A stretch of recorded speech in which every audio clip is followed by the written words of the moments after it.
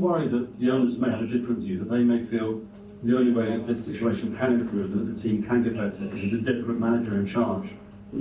No, I'm not thinking about this. Erik Ten Hag needed to show development this season. I said we needed to see a Manchester United 2.0. Instead, we saw that. Gary Neville used the words disgusting, awful, disgraceful, choose whatever word you want. They're all correct. We need to have a chat about what is happening with Ten Hag, and just as importantly, what happens next.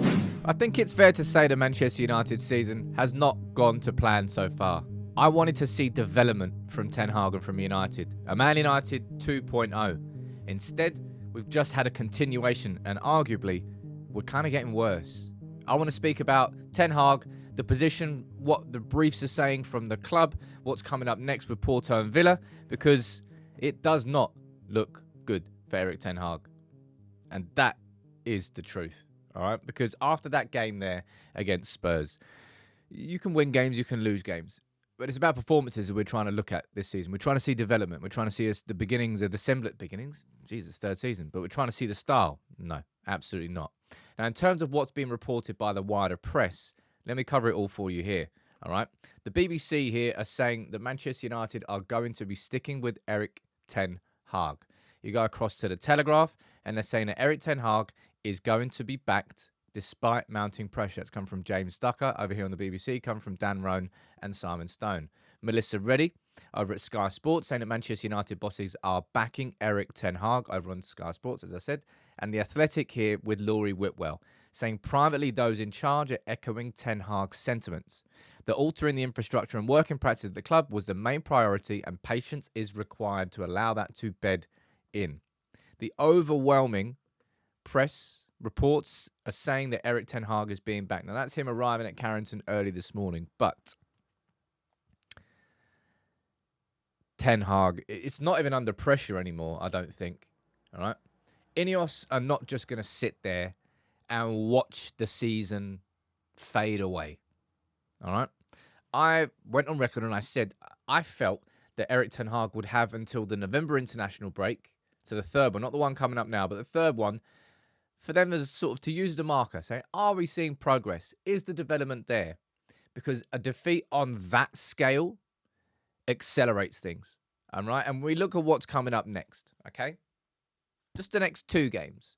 Porto away in Aston Villa. Now, Manchester United have won 1 out of our last 9 games in Europe under Erik Ten Hag at Copenhagen at home, a 1-0. And we're going away to Porto, the toughest game that we're going to have this entire Europa League group stage. And after that, we're going to be going to Villa. And Unai Emery's team, geez, if you look at the progress that's happened there compared to what's happened under Erik Ten Hag, boy. Does Erik Ten Hag have 2 games to save his job? I don't think that winning those 2 games saves his job. I don't think that losing those 2 games guarantees that he gets sacked. And that might seem like a real strange thing to say. And look, I could be completely wrong here because, as I said, the magnitude of that defeat, and if you go and follow that up by getting shredded against Porto and then embarrassed against Villa, then it basically reaches fever pitch in terms of what Ineos are going to do. But Erik, man, I don't get it, right? Gary Neville speaking after the game saying it was a disgusting performance. It was. To see United with that mistake there against Van de Ven, right? Erik Ten Hag said after the game, it can't happen. We've got to address this, but we needed to address it for the 20 game. And it wasn't addressed. And it happened again. And if you look at just anywhere you look with numbers, right? Man United losing 8 of the last home Premier League games. Of the last 20, we lost 0 out of the 20 before. And that right there is a real zinger. Kulusevski created 9 chances against United, which is nearly double, more than any United players created in 3 home games this season. 2 players who don't play for United have created more chances at Old Trafford than any of our players. And Erik, man, we were supposed to see development. We've got Ruud van Nistelrooy in as an attacking coach. We've got, assistant manager. We've got René Hake in, a new setup of assistants, a new vibe, a new feeling, and instead, it's not even a continuation. This is why I've said it's the lowest point. I might be wrong when I'm sort of stepping back and saying that Erik Ten Hag doesn't have 2 games to save his job. But I don't think that, you know what? And I've said this, and I'll say it again. I'm going to be pretty pissed off. Partly pissed off if we go to Porto and just the players all of a sudden put in an incredible performance. I won't be pissed off at the fact that I'll see United playing well and willing. Far from it. That's what I want to see United doing. But if we go to Porto now, and all of a sudden the team clicks and the team is there, then I would ask, where the fuck was that against Spurs? Where has that been all season? And that's the biggest damning point that you can say about Ten Hag. All right? Development and growth is all about consistency. Now, you're going to have speed bumps and you're going to have ups and you're going to have downs. Sure, that comes with any growth. However, the scale of that defeat to Spurs, the completeness of it, that's what I said. A total defeat. Only in Nana's performance could you pull out of that game with any sort of semblance of positivity. Playing out from the back didn't work. The pressing didn't work. The passing didn't work. The chance creation didn't work. The temperament wasn't there. The subs didn't make a change. Obviously, we went down to 10 men, and obviously that did change the game in the second half, but we were just awful in the first half. And we're talking about a game model, all right? Well, that's going to be far from the game model. Do I think that we'll get a response in these next 2 games?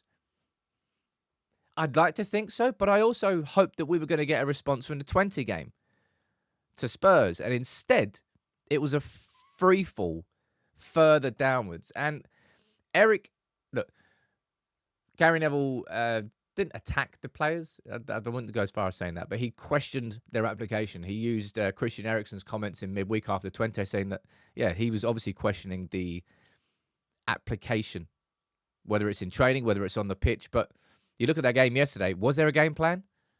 It felt like we knew what the game plan was. Spurs are going to play high, try and get balls in behind.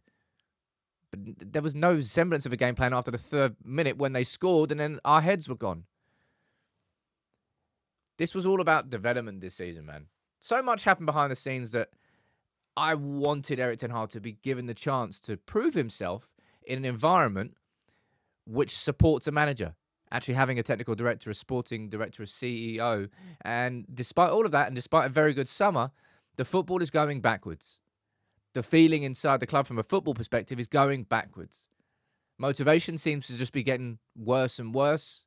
And the players themselves aren't capable of pulling the club out of it. And Erik Ten Hag, as it stands, isn't in control of it. And it doesn't look good. And look, it may well be the case that if we go and get spanked against Porto and Villa, that Erik Ten Hag is sacked in the international break. But right now, it's not just a win to turn things around. It is a comprehensive beginning of something totally different. And how do you do that in the space of a few days? And keep that consistency, which we've never had. It definitely is the lowest point for Erik Ten Hag. And he may well get sacked as a consequence.